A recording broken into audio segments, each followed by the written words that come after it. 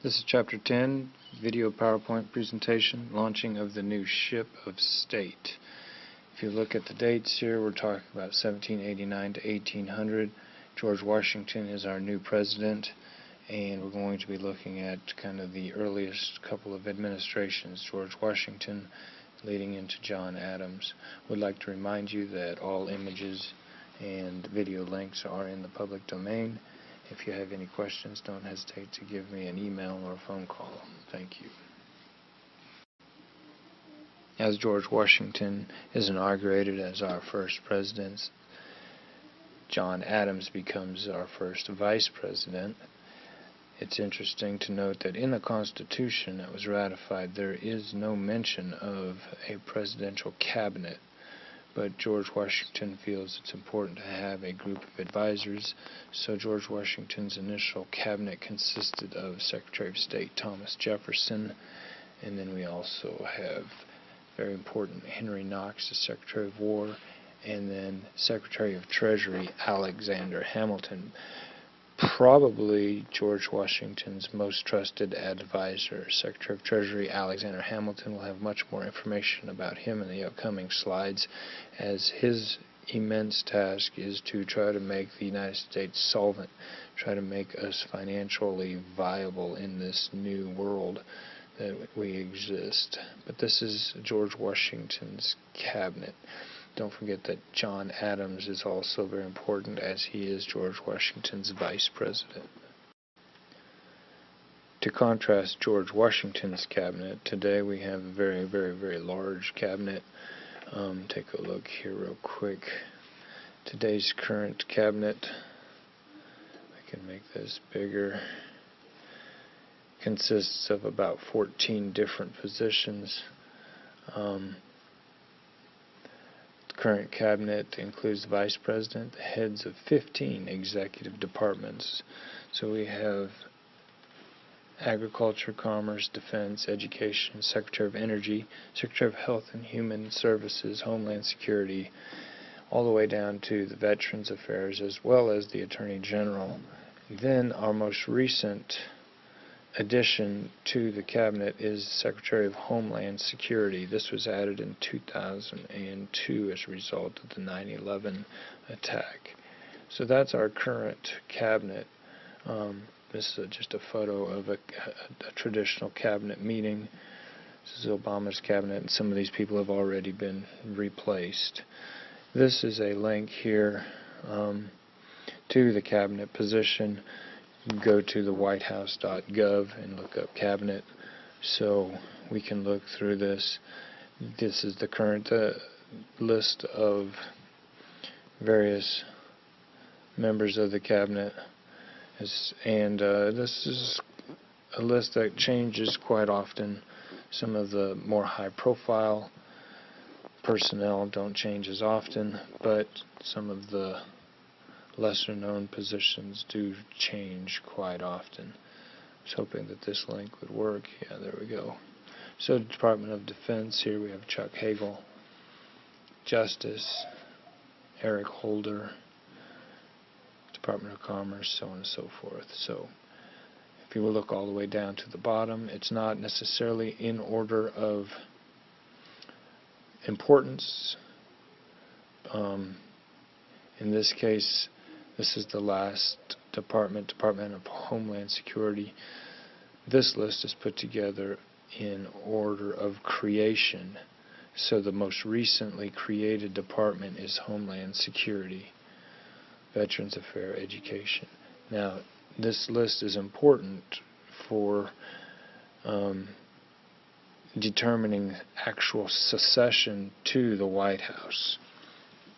And so if for some reason excuse me, a national tragedy would occur, that's the list. As we talked briefly in Chapter 9 PowerPoint, one of the compromises for the constitutional ratification of the Constitution, one of the compromises between the Federalists and the Anti-Federalists, and that was the Bill of Rights. So the Bill of Rights is authored by James Madison. And again, these are protections. These are lists of things that government cannot do. particularly a gesture of reassurance to the states for state rights or state powers, and the 9th and 10th Amendment to guard against the danger of encumbering such rights. This might lead to a conclusion that they might only be ones protected, and the 10th Amendment in particular reserves all rights not explicitly delegated or prohibited by the federal Constitution to the states. So there are things in the Constitution, or there are things that are explicitly left out. They are not delegated to federal nor prohibited the states, such as education laws. It doesn't say anything in the Constitution about education. It doesn't say anything in the Constitution about marriage laws. So marriage and education laws are respectively reserved to the states because they are not specifically talked about or delegated. That becomes a kind of a political question, especially the issue of education and marriage, maybe reserved for a different class. But that's the Bill of Rights, like the First Amendment, and so the First Amendment has to do with freedoms of speech, freedoms of press, religion, and the right to protest, gather peacefully together and protest. Second Amendment, right to bear arms. That government does not have the right to infringe upon your rights and take these things away.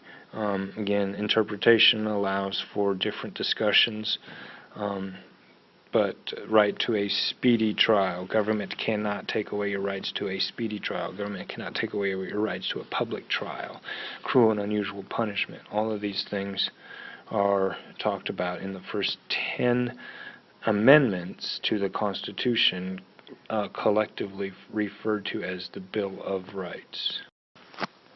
As we do organize this new country, the biggest concern on everybody's mind is the national debt, and to bring all the individual 13 states together into one national debt gave us a $75 million national debt. But interestingly enough, people like Alexander Hamilton in particular said the national debt was a blessing because it is an adhesive. Those that we owed money to had an interest in our country's success. And this is a different interpretation of the Constitution. It gets to this Article 1, Section 8, Clause 18, and the necessary or elastic clause, the necessary and proper clause of the Constitution. Alexander Hamilton's interpretation of this was that it was the national bank, this assumption of the national bank, or the national debt and the national bank was necessary and proper. Jefferson, however, an anti-federalist, Jefferson wanted a weaker central government, was very much opposed to a national bank. He didn't think it was necessary and proper. So the assumption of this national debt, the assumption would chain the states more tightly to the federal chariot. And within limits, the national debt was a national blessing. So funding at par, the United States was to assume the debt. There's a good video, I think I made reference to it in your homework, a good debate between Alexander Hamilton and Jefferson, as Alexander Hamilton in the movie, or in the episode, HBO's John Adams, Alexander Hamilton does explain his reasoning for a national debt and for a national bank. Jefferson's opposition to it is also clearly expressed. As with everything else, the national bank becomes very political, and eventually this discussion between a loose or a broad interpretation of the Constitution makes for a place for two political parties to land. The anti-federal Federalists didn't like that name, so they started to call themselves the Democratic Republicans and then the Federalists. So the Federalists kind of believed in a loose interpretation of the Constitution, therefore a bank was necessary and proper. But the Democrat Republicans and Jefferson were very much more in favor of a strict interpretation of the Constitution, and that the bank was not necessary and proper. A bank was a bad thing that was not approved of in the Constitution. So the compromise is kind of brought together a 20-year charter. 20-year charter from 1791 to 1811 is eventually the compromise. The compromise, though, interestingly enough, is talked about, let me bring this up, it's talked about in a good chapter called The Dinner in a book by Ellis, The Founding Brothers. It's about a 20-page read, this chapter is. And The Dinner is brokered between Alexander Hamilton and Thomas Jefferson and James Madison, and they come up with a compromise. The compromise ultimately is that because Alexander Hamilton is a New Yorker and he's the one that wants the bank, then the Northerners must give the South something in return, and the compromise is Washington, D.C. Washington, D.C., the District of Columbia, is carved out of Virginia and Maryland. It's basically in George Washington's backyard, but it is viewed as a concession of the North, a concession by Alexander Hamilton, giving the South something in exchange for this national bank. And if you watch that video in particular, Thomas Jefferson feels like if a national bank exists, it's to some degree the detriment of Southern planters, Southern farmers. Now we occur this national debt, and the national bank now is going to administer the national debt. There has to be a way to finance this national debt. And so, of course, we put a tax together. This is Alexander Hamilton's plan to start to raise revenue to service this debt. Now, the initial tax is considered an excise tax, a tax on a specific item. This tax is not a frivolous luxury, this tax on whiskey. Even preachers in the West were paid with whiskey. So whiskey, this excise tax and tax on whiskey, felt like an undue burden on the farmers that were west of the Ohio River. A lot of these farmers with bad roads and bad transportation systems felt like if they brought their crops to market, the crops would go bad by the time, the grain would go bad by the time they were able to transport it. So it was easier to transport in the whiskey or in the fermented fashion. And so whiskey became a form of currency for the whiskey producers. And this tax felt like it was an undue burden on them, and it led to then this whiskey rebellion. Didn't last very long, but it was a rebellion against a tax. And interestingly enough, some of them used the slogan, "No taxation without representation." The whiskey farmers of the West were not actually part of a state, therefore they had no representation in Congress. Therefore they felt like the tax was they didn't have actual representation, it was virtual representation. That goes back to the Revolutionary War.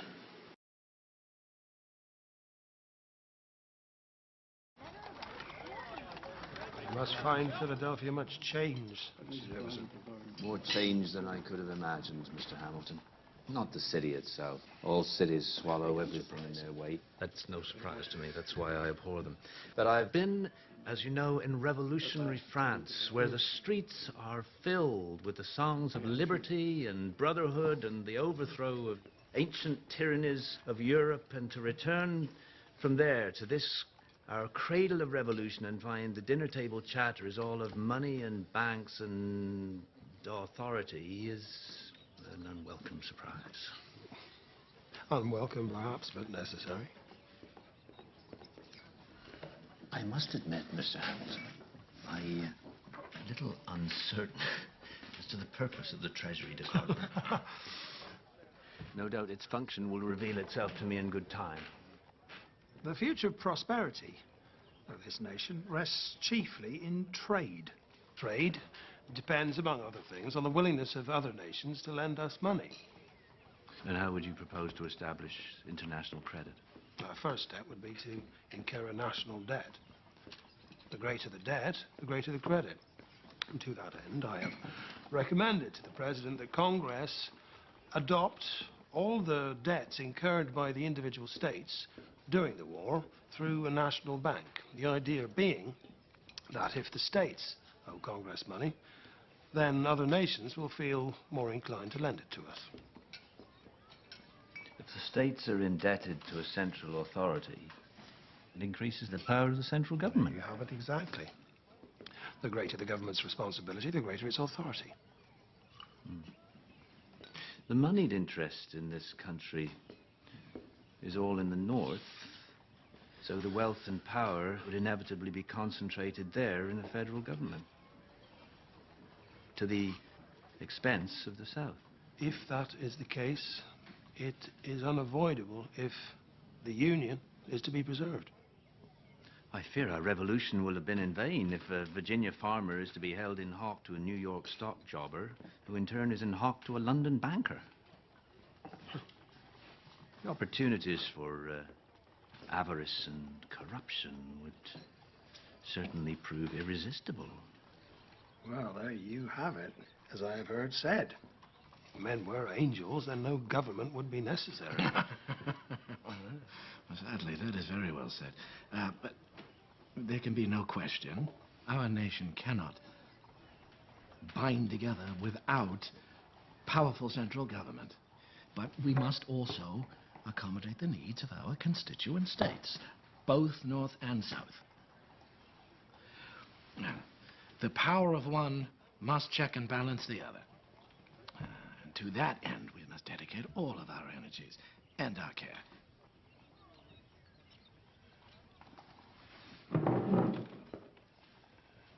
I would like to welcome Mr. Jefferson home.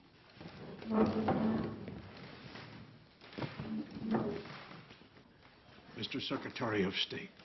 Here. Mr. President, gentlemen.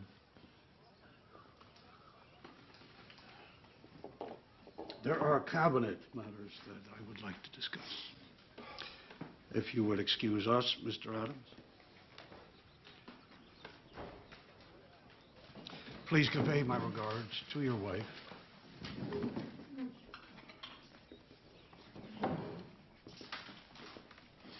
Gentlemen. John. Mr. President. Mr. President, and nothing more.